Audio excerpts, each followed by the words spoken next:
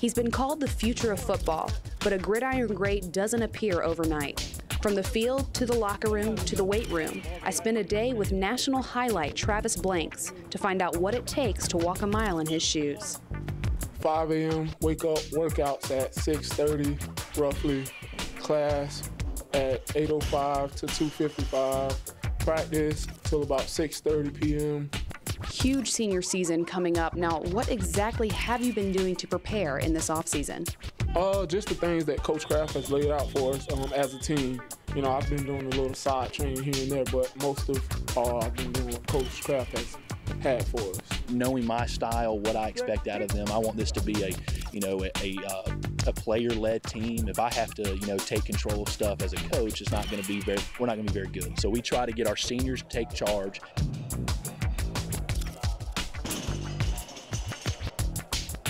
Travis Blanks was recently ranked by ESPN the 11th overall recruit in the nation regardless of position, and second in his position.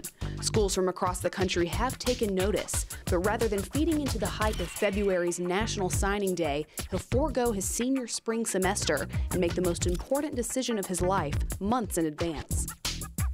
Now, you've been offered by more than 30 schools, and it could be in the 40s at this point, but you've narrowed it down to 8. Tell me those top 8 schools.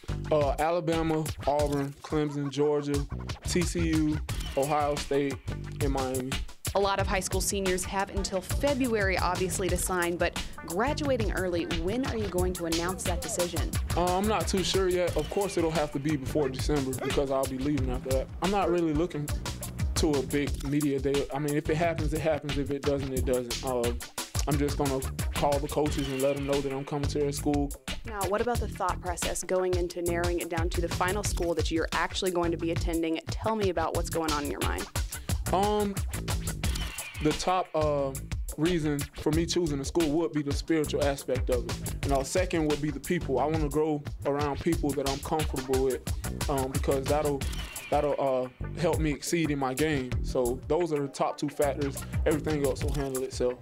Now, you've been described not only by your head coach, but as your peers, by your peers as well, as a leader, as a man of integrity, as being down to earth. Now, how do you feel that you've been able to maintain yourself throughout this process? Oh, God, he keeps me grounded. He's blessed me with so much stuff. Although his athletic ability on the football field can't be denied, the players and coaches surrounding Travis Blanks are far more impressed with his character.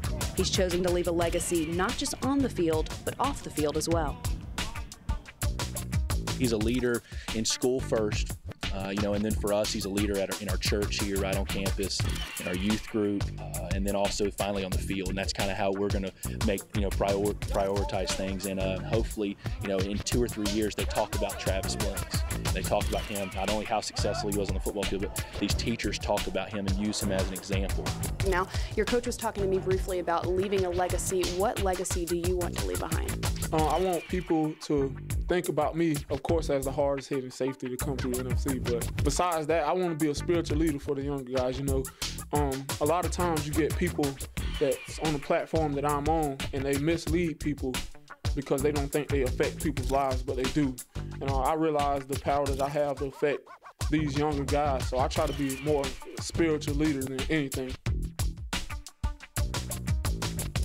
Travis is far beyond just the football field, and far beyond that, and he's really grown his maturity even from just last year when I first met him. These last 16, 17 months, I've seen him grow, really into a man.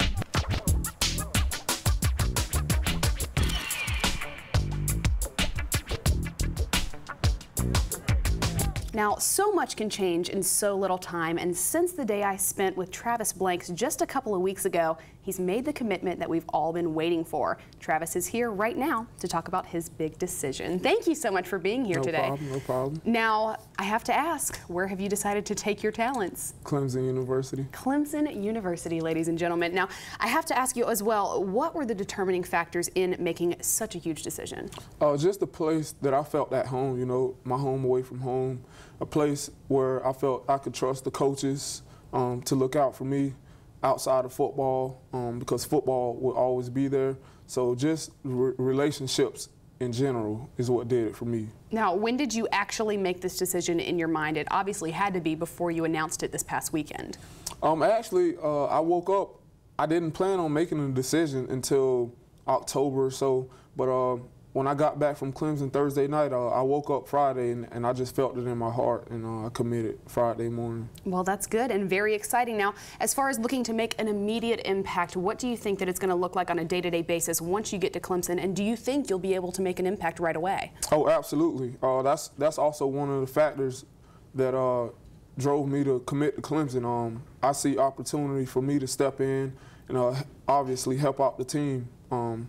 So I will definitely be making an impact at Clemson if it's God's will for me to be healthy at that point. Well, we're looking forward to seeing one last season as an Eagle and all the ones coming as a Tiger, and we'll see who you are and where you are after that. Thank you so much. Thank you.